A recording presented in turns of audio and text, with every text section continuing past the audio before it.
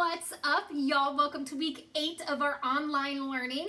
This week we are going to be focusing on natural selection and selective breeding, a topic that you guys learned in 7th grade. So we're just going to review that information.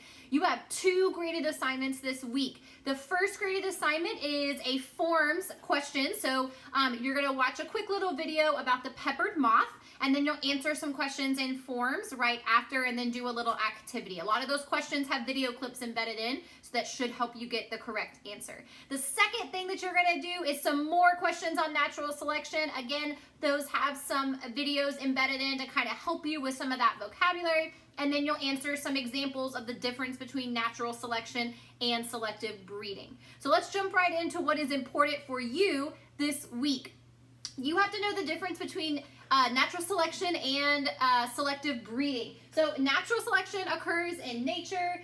The species is going to adapt over time. So basically what happens is those favorable traits, those traits that are good, that allow the species to survive, are going to get passed down to the future offspring. Okay? We basically call this the survival of the fittest. Now, selective breeding is going to be caused by humans. It means that the species is bred for their desirable traits, okay? So you can kind of see the difference here between those two in our word wall. You can see natural selection here. We have giraffes with short necks. Obviously, as the trees grew, the ones with the longer necks survived, reproduced, passed on that trait. So now we see giraffes with longer necks.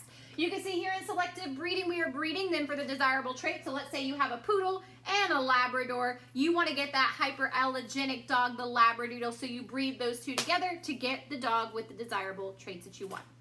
As always, guys, if you have any questions or need any help, don't hesitate to reach out. We are getting to the home stretch. Y'all, I want to see effort from you. If you are putting forth effort and you are trying to answer questions and you're submitting those questions, I promise you, you are going to do well this 6 weeks in science.